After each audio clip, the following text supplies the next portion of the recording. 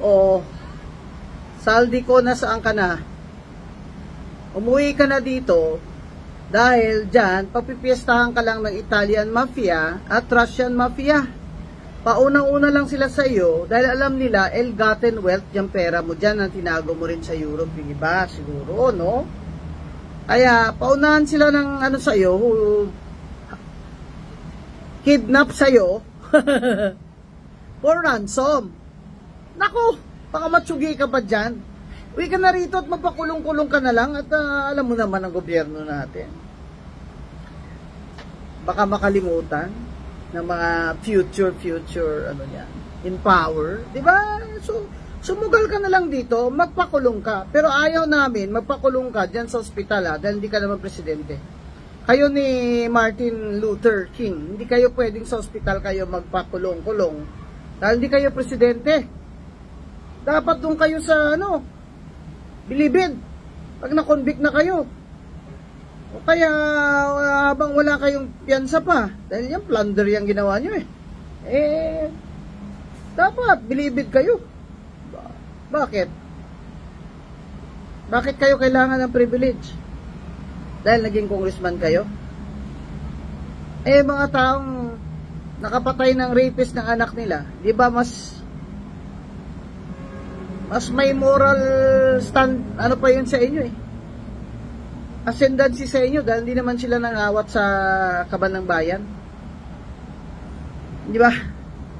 Hustisya yung nagtulak sa kanila na pumatay ng rapist. Kayo, pinatay nyo ng dangal, kaban ng bayan, at lahat na dahil ginamit nyo itong mga nakaw nyo na pera sa inyong mga flood control at mga insertion dyan sa infra nyo. Lahat kayo mga congressman na may mga insertion ay guilty kayo.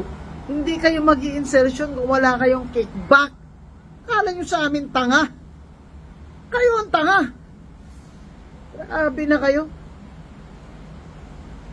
Wala nang dangal ang Pilipino. Pati yan, tinanggal nyo na sa amin. Inakaw nyo sa amin yan. Buong bansa, buong mundo. Ito na naman ang tingin sa ating gobyerno. Magnanakaw na gobyerno ito. Kaya wala na namang bagong, kahit anong gawin ni BBM, kahit umiyak si dyan araw-araw, wala nang bagong negosyo na papasok dito. Pag walang bagong negosyo, walang bagong trabaho.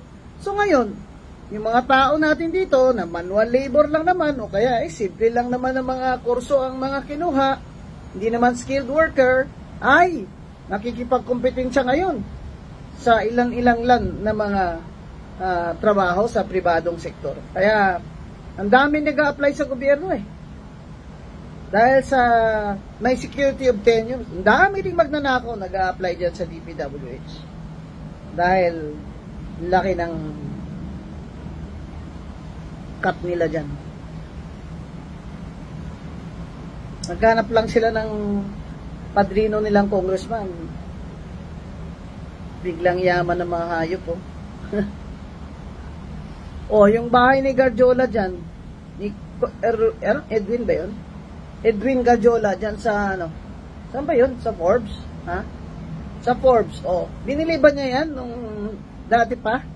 O binili niya lang yan nag-congressman na siya. O using his real estate company. Oy! I-forfeit na yan. Yung mga bahay ni Romualdez Martin Luther King, balita ko 6 ang binili 7 dyan sa Forbes. Kailan niya binili yan? Diba nung speaker siya? Sino pa nandyan? Si J.G. Suarez, may bahay ka ba sa Forbes? Si Momo, kaya naman pala Ghost Project, pangalan pa lang, Momo na May bahay ka rin ba sa Forbes? Binili nyo yan, nung congressman kayo? Ilantad nyo sa tao, ilantad nyo, i-publish nyo, kung kailan nyo yan nabili. Grabe kayo, kayod kawin ng kayod, mga ordinaryo magagawa, bayad ng tax, kawin nyo lang. Animal kayo. Bay ako magbabakasyon na, sakit-sakit na ng puso ko, galit sa mga ito pag naisip ko eh. Oh, Saldi ko, umuwi ka na rito, o hindi, nako, matitepo ka dyan ng Italian mafia o kaya Russian mafia, paunahan sila. Umuwi ka na rito. Saldi ko, magnanakaw ka, umuwi ka na rito para mabuhay ka pa. At ikaw, Martin Romualdez Luther King, umarap ka. Umarap ka. Ba't ka nagtatago? Umarap ka sa taong bayan. Kayabang-yabang mo nung speaker ka. Ay, pakita mo ngayon na wala kang kasalanan, di ka nahihiya, lumantad. Sige, lumantad ka. Go to a public place. Tingnan mo lang kung anong ihahagis sa'yo ng mga tao. Mga kababayan, yung mga magnanakaw na ito, huwag tularan. Patay na yung ekonomiya natin. Patay pang dangal ng Pilipino. Patay na. Next 3 years, another 3 years, kaya mo pa ba yan, BBM? Another 3 years na ganito, wala na tayong nagawa. Sa araw na ginawa ng Panginoon, ito na lang, corruption na lang ang pinag-uusapan natin. Ayan, lindol. Bagyo. Dami nang dapat tulungan. Ninakawan pa ang kaban ng bayan. Kaya mga kababayan, huwag kayong tumigil. Huwag yung tigilan yung mga yan. Sige, post kayo sa Facebook nyo.